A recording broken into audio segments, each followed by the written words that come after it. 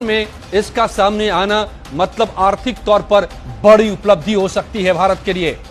6 corona मरीजों पर सफल परीक्षण किया गया है। जो खबर आ रही है, वैक्सीन के शुरुआती नतीजे सकारात्मक पाए गए हैं। पीजीआई चंडीगढ़ में 6 मरीजों को यह वैक्सीन लगाया गया और सबकी हालत बेहतर हुई।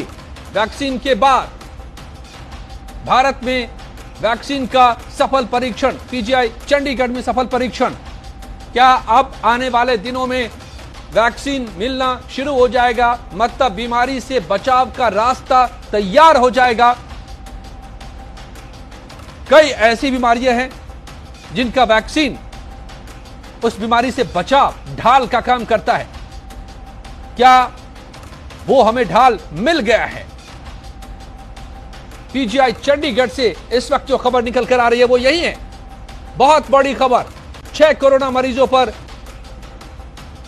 कोरोना के वैक्सीन का सफल परीक्षण किया गया है। नतीजे सफल रहे हैं, शुरुआती नतीजे सफल रहे हैं। एक ट्रायल का प्रोसेस होता है जिसको फॉलो करना होता है और किया जा रहा है। आपको बताएं, 3 दर्जन के करीब दुनिया की बड़ी से बड़ी कंपनियां लगी हुई हैं, सरकारी संस्थान लगे हुए,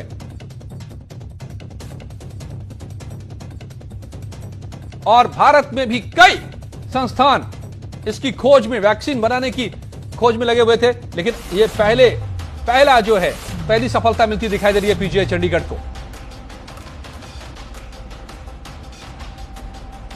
बड़ी खबर इस वक्त की, वैक्सीन का सफल परीक्षण पीजीआई चंडीगढ़ में।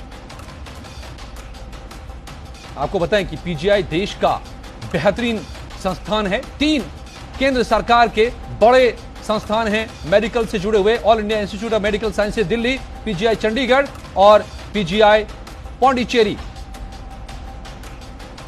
और ये 3 संस्थान केंद्र सरकार से फंडेड और संचालित होते हैं और देश के प्रीमियर इंस्टीट्यूट हैं ये, और यहीं पर से बेहतर खबर निकल कर आ रही है। उमेश शर्मा हमारे संवाददाता चंडीगढ़ से जुड़ गए हैं। उमेश, क्या यह जानकारी निकल कर आ रही है?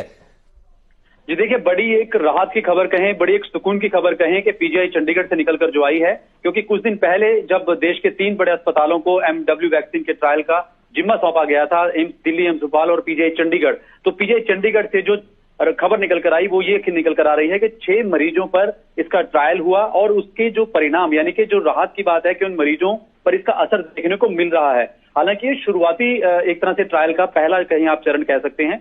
शुरुआती जो उनको संकेत मिले पीजीआई को वो बहुत अच्छे, और यानी कि आगे इस ट्रायल को बढ़ाने के लिए कहा जाता है कि अगर शुरुआती संकेत अच्छे हों तो आगे भी ट्रायल इसका चलेगा। तो अभी 6 मरीज, हमारे पास ये पुख्ता जानकारी है कि 6 मरीजों पर यह ट्रायल किया गया और उनको अच्छा एक पीजीआई को इसमें संकेत मिला है आगे बढ़ने के लिए। और इसमें एक बात और ऐड मैं करना चाहूंगा कि ये, क्योंकि जो वैक्सीन है ये बेसिकली इम्यून बूस्टर है और क्रिटिकल पेशेंट को दी जाती है, क्योंकि वायरस से अगर आप लड़ेंगे तो इम्यून को बूस्ट करना है। तो ये शुरुआती जो हमें जानकारी मिली कि 6 मरीजों पर इसका भी ट्रायल किया गया और नतीजे जो है वो सकारात्मक रहे हैं। जी, तो क्या आगे इसका रास्ता क्या है?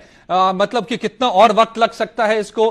क्या कब से मरीजों को ये मिलना शुरू हो सकता है?